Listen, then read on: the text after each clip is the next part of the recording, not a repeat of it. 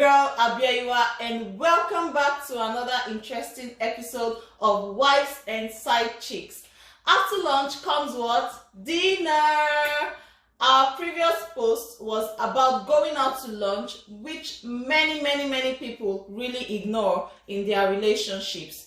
Marriage is actually built on friendship, and dinner dates is one of the ways in which you can maintain that over time. You know, dinner dates is a time where you communicate without distractions, you focus on each other and not your jobs, your children, your house, in fact, your extended families and whatnot. Treating ourselves to dinner dates with our husbands can be very relaxing and romantic. You, him, alone in a nice restaurant, nicely dressed with some sexiness attached to it. Of course, you don't have to put that aside. Simple, but you know, very simple makeup, smelling nice like jasmine or some daisies, reminiscing on old times. You know how you guys fell in love, what attracted you to each other. You know, you just be looking in each other's eyes, but also eating some very nice, delicious dinner alongside the romantic and, you know, mushy stuff you guys are doing, like feeding each other.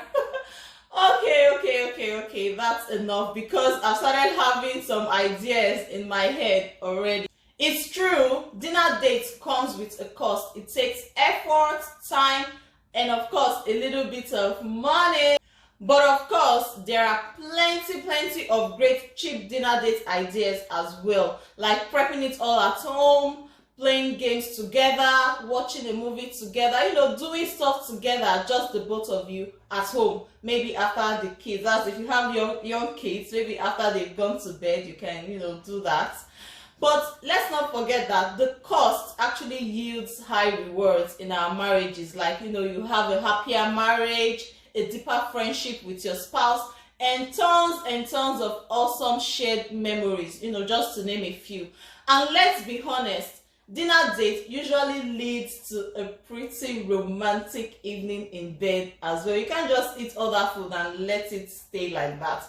You have to exercise it and burn some calories afterwards, you know, just saying. So now that we are on lockdown, stay-at-home dinner dates can also be very fun and romantic. Just remember that any date in needs to end with a romantic evening in bed. Make sure that happens. Anyway, so make sure that there is some serious cuddling and loving going on during your dinner dates at home. So while spontaneous dates are fun, there is something about knowing that you have a consistent and regular time set aside from everything else. Sit down with your spouse and decide how often you want to go out. Maybe once a week, every other week, once a month, but definitely not once a year. That's out of the option.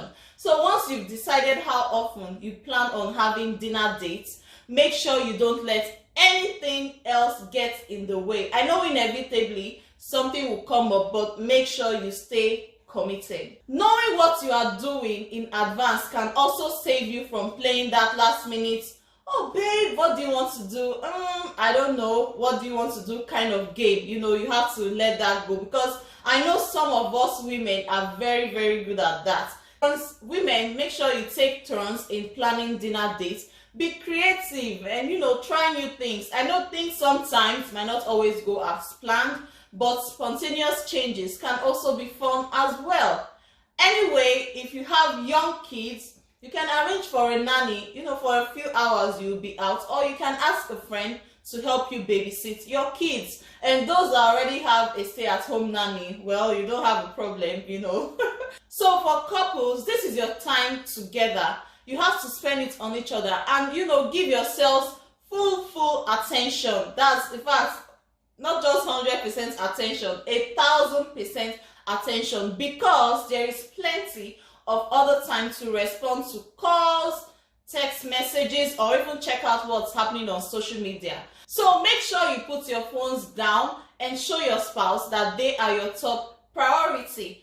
So for those who have been going to dinner dates and have backslided, and for those who haven't even started at all, make sure you commit now to making dinner dates happen, because this tactic can actually rekindle those spark in your relationship or marriages, bringing you both together and warding off the evil eyes of side chicks in your marriages. So guys, that's it for this episode. I really hope you enjoyed this video, and I also hope that I've served as a reminder of how important dinner dates are.